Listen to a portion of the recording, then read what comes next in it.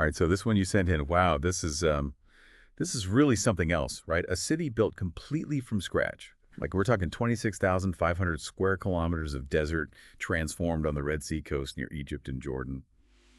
And they're aiming for like the ultimate smart city, sustainable, innovative hub. It's called NEOM. And, well, frankly, it sounds a bit like science fiction at first glance. Yeah, it definitely grabs your attention right away with the scale and the whole futuristic vibe. But as with anything like this, the real story is in the details. Why is this happening? How realistic is it? And your sources go deep on that, which is perfect for our deep dive today because we got to cut through the hype and get to what really matters. Yeah, exactly. Yeah. Like, is this just a headline or is there something truly significant here for, anyone interested in where the world is headed, whether it's the economy, future tech, or just human ambition at its most extreme? So let's get into it. What for you are the biggest potential strengths they've got going for them with this whole NEOM thing? Well, I think you have to start with the whole economic diversification angle, right? Saudi Arabia, their economy has been heavily reliant on oil revenues for, well, basically forever. And NEOM, it's a core part of their Vision 2030 plan. This is their big push to move beyond oil dependence and build a more well-rounded future. So we're talking about stimulating entirely new sectors like high-end tourism, for example, Mm. and renewable energy tech, biotech, logistics, even creative industries. It's a fundamental shift. And they keep using that phrase innovation hub in the articles you sent. It's almost like they want to make it a real-life testing ground for future technologies. Exactly. They're talking about attracting top minds and driving breakthroughs in fields like advanced robotics, AI, biotechnology, and get this autonomous transportation systems. So think self-driving cars, but on a whole other level. And, when you see that emphasis on these cutting-edge technologies, you can't help but wonder what specific industries they're really aiming to become leaders in down the line. Totally. Yeah. And in one of the articles, they even talk about how they want to use biotech for things like developing sustainable agriculture solutions and creating novel materials, like right there in NEOM itself. And they really seem to be betting big on renewable energy, too. Oh, yeah. The goal is to power the entire city with 100% renewable energy, mainly from solar and wind. I mean, that in itself is a huge statement about their commitment to sustainable development, which, of course, is a major global concern these days. So it's definitely something that people are paying attention to. And it's not just the technology, they're also thinking strategically about the location. Right, situated on the Red Sea coast near those major global shipping routes. Exactly. That's no accident. They're aiming to become a central hub for global trade and logistics, linking Asia, Europe, and Africa. So that strategic location could really give them a big advantage. It's almost like all these strengths feed into each other, right? Mhm. The location makes the logistics hub more feasible, which supports the economic diversification. And then, of course, you have the job creation potential. A project of this scale, they're talking about hundreds of thousands of jobs. And that combined with this image of a high quality of life in a hyper-technological environment could attract global talent. Yeah. And reverse brain drain, which is, a major goal for them. Yeah, I mean, it's a compelling picture when you put it all together. But, of course, projects as ambitious always face pushback. So what are some of the main criticisms and concerns that have been raised? Yeah, we can't just focus on the positives, right? So first off, there are the environmental and social concerns. And these are pretty major. The sources point out that even though they're committed to sustainability, building a city of this size in a relatively pristine coastal region is going to have an environmental impact. And we're talking about a delicate ecosystem here. The Red Sea coast has these sensitive coral reef systems, and construction on this scale could really disrupt them. And then there's the issue of the Huyatat tribe who are being displaced to make way for the project. That raises some serious ethical questions about forced relocation and the rights of indigenous communities. And some of those reports even detail some very specific grievances about the handling of that displacement process, like about the compensation and the overall treatment of the tribe. So that's definitely something that warrants closer scrutiny. Absolutely. And then there's the whole question of economic viability. We're talking about a projected cost of $500 billion. That's a staggering amount of money. And the sources rightly question whether they'll actually see a return on that investment. There's a real risk that it could become a financial burden. And there are plenty of examples historically of mega projects around the world that haven't quite lived up to their initial promises, either because they became too expensive or they just didn't generate the economic activity that was expected. Right, and that leads into the whole issue of governance and transparency. With a project this big and complex, questions are being raised about accountability and efficiency. Some of the articles even pointed to past challenges with large-scale projects in Saudi Arabia. So that lack of a proven track record in managing something of this magnitude does raise concerns. Yeah, especially for something that's going to take decades to fully realize.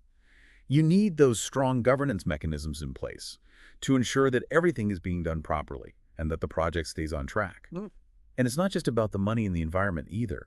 There are social and cultural factors at play too. This vision of a more socially liberal environment in a DM.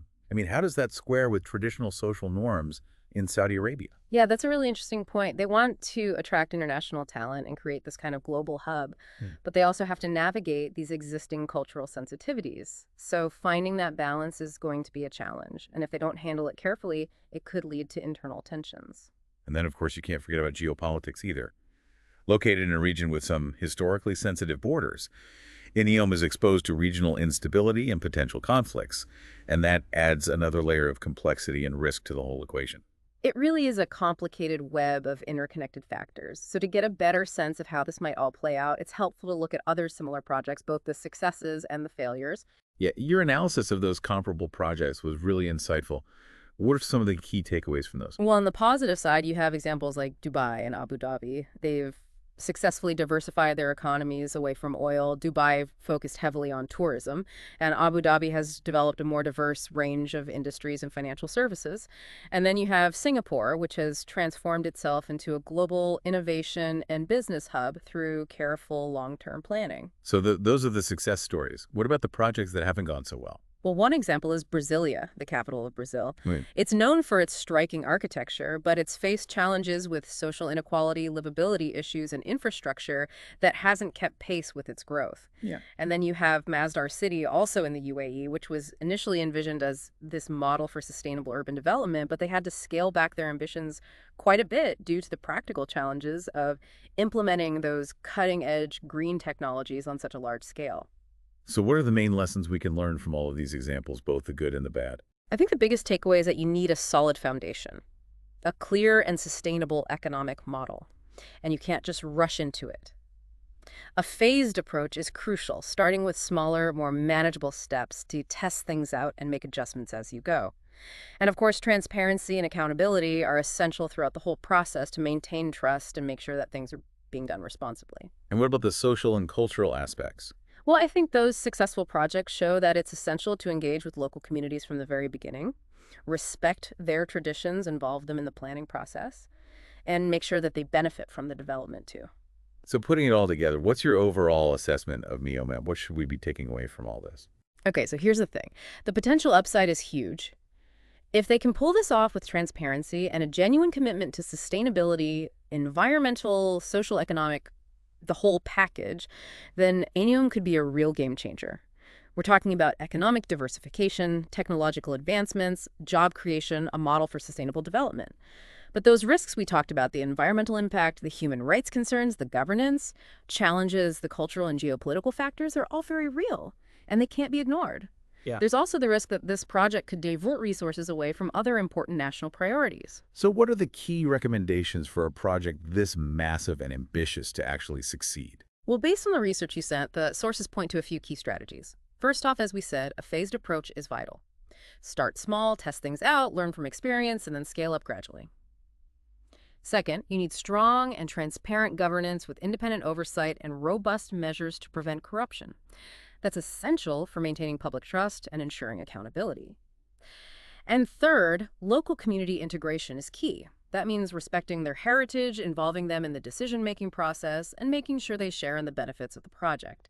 And finally, they need to constantly evaluate the economic viability of the project and be willing to adapt their investment strategies if things aren't working out as planned.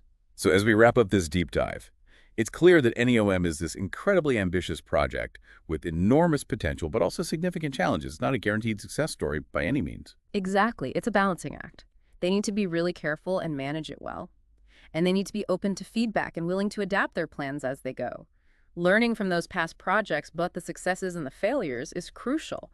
And they need to prioritize sustainability and community engagement throughout the whole process. So it sounds like the future of NEOM really hinges on whether they can get those key elements, Yeah. right? The governance, the adaptability, the sustainability, and the community buy-in. Absolutely. If they can manage all of that, then maybe, just maybe, it could actually become a model for future urban development. But if they ignore those risks and challenges, well, there's a real chance that it could fall short of its goals. Yeah, clear picture definitely emerges from all this research. Hmm. It's this incredible vision, but it comes with a whole set of really complex and interconnected challenges.